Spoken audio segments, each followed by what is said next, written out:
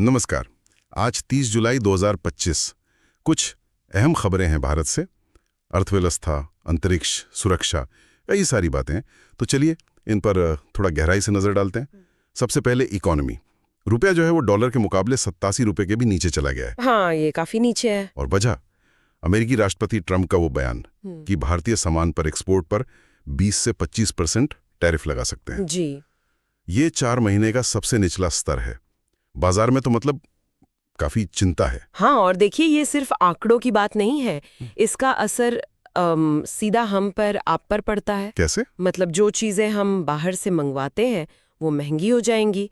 Electronics हैं, गाड़ियों के पुर्जे हैं। अच्छा। और अगर इंपोर्ट महंगा हुआ तो महंगाई बढ़ सकती है। फिर जो लोग बाहर पढ़ रहे हैं या घूमने का सोच रहे हैं। हाँ, बात तो सही है।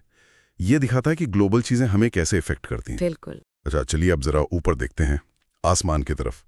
आज श्रीहरिकोटा से GSLV F-16। ये एक रॉकेट है? जी, ISRO का। हाँ। ये नासा ISRO का एक जॉइंट सैटेलाइट है, निसार। उसे लॉन्च करने वाला है। कह रहे हैं कि ये जलवायु और आपदा निगरानी, मतलब क्लाइमेट और डिजास्टर मॉनिटरिंग में एक नया चैप्टर शुरू करेगा। हाँ, ये निसार वाकई कमाल की चीज है।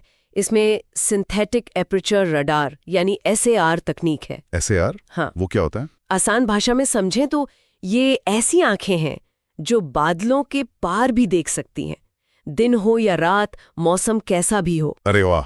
ये धरती की एकदम साफ हाई रेजोल्यूशन तस्वीरें ले सकता है। तो सोचिए, कहीं बाढ़ आई या कहीं जमीन धंस रही है, हाँ। तो हमें लगभग रियल टाइम में, मतलब फौरन पता चल सकेगा कि कहाँ क्या हो रहा है, कितना नुकसान है। इससे तो फिर मदद पहुंचाने में बहुत आसानी होगी। बिल्कुल। और ये भारत अमेरिका का स्पेस में एक बड़ा कोलैबोरेशन भी है। बहुत महत्वपूर्ण मिशन है ये। अच्छा, और तकनीक की बात चली है तो दिल्ली में भी कुछ हो रहा है ना, वो क्वालकॉम ऑटो डे? जी हाँ, वो भी शुरू हुआ है। वहाँ गाड़ियों के लिए अगली पीढ़ी की टेक्नोलॉजी दिखाई जा रही है। जैसे कनेक्टेड कारें, AI वाले कॉकपिट और ये ADAS और V2X जैसी चीजें। ADAS?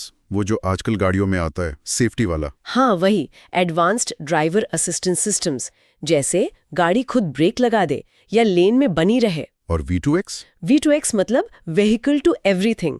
गाड़ियां आपस में बात करेंगी, ट्रैफिक सिग्नल से बात करेंगे। अच्छा। ये सब मिलकर भविष्य में सड़कों को ज्यादा सुरक्षित और स्मार्ट बनाने की तरफ एक कदम है।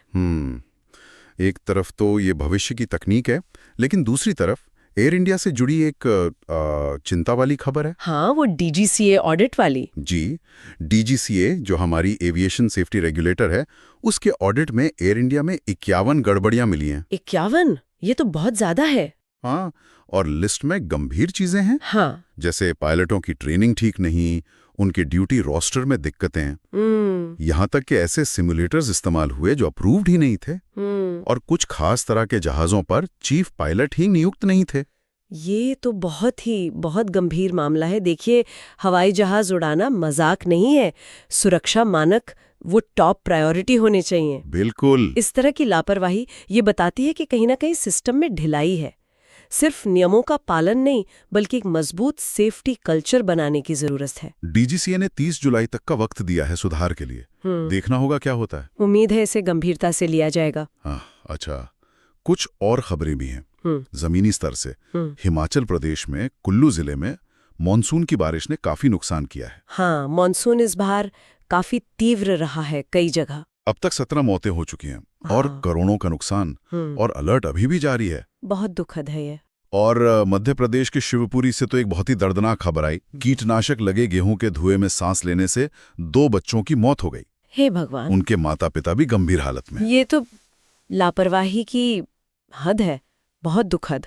और उधर भारत नेपाल बॉर्डर पर भी खकरौला चौकी के पास करीब 22 किलो चरस पकड़ी गई है। 2 लोग गिरफ्तार हुए। तो मतलब सीमा पार से तस्करी भी जारी है। हाँ, ये सारी घटनाएं अलग अलग तरह के चैलेंज दिखाती हैं जिनसे देश जूझ रहा है। सही कहा। अब जरा कुछ सरकारी फैसलों और नियमों की बात कर लें। पंजाब सरकार ने 31 जुलाई को शहीद उधम सिंह की बरसी पर छुट्टी घोषित की है। अच्छा, उन्हें श्रद्धांजलि देने के लिए? हाँ, कार्यक्रम भी होंगे और कुछ जगहों के नाम भी उनके नाम पर रखे जाएंगे। और हाँ, ये भी याद दिला दें कि जुलाई से कई नए नियम लागू हो रहे हैं। कौन कौन से? जैसे अब पैन कार्ड बनवाना है तो आधार से लिंक करना होगा। तत्काल ट्रेन टिकट बुक करने के लिए आधार OTP जरूरी होगा। कुछ नए बैंकिंग चार्ज भी आ सकते हैं। UPI पेमेंट में अगर कोई झगड़ा होता है तो उसके निपटारे का नया सिस्टम आ रहा है। अच्छा, ये जरूरी था। और जो छोटी बचत योजनाएं हैं उन पर ब्याज दरें भी शायद बदलें। ये सारे बदलाव ये दिखाते हैं कि सरकार ज्यादातर चीजों को आधार से जोड़ने की कोशिश कर रही है। और डिजिटल करने की भी। जी। शायद मकसद है कि प्रक्रियाएं आसान हो, पारदर्शी हो, पर हाँ, शुरुआत में लोगों को थोड़ी एडजस्ट करने में दिक्कत आ सकती है। बिल्कुल। और आखिर में एक बड़ी खबर भविष्य को लेकर। भारत जो है 2036 के समर ओलंपिक्स की मेजबानी के लिए बोली लगा रहा है। हाँ, ये बात चल रही है काफी टाइम से। और ये कोई एक शहर की बोली नहीं है, कई शहर मिलकर होस्ट करेंगे। अहमदाबाद, भुवनेश्वर, मुंबई, पुणे और भी हैं। मल्टी सिटी बिड, ये एक नया कॉन्सेप्ट है ओलंपिक्स के लिए भी। हाँ, बजट का अनुमान करीब 64,000 करोड़ रुपए का है। और जमीन अधिग्रहण की बातें भी चल रही हैं, जैसे अहमदाबाद के मोटेरा इलाके में। ये बहुत बहुत बड़ा प्रोजेक्ट है, महत्वाकांक्षी भी। सोचिए, ओलंपिक जैसे गेम्स को होस्ट करना। इससे शहरों का इंफ्रास्ट्रक्चर सुधर सकता है, देश में खेल का माहौल बन सकता है, टूरिज्म बढ़ सकता है।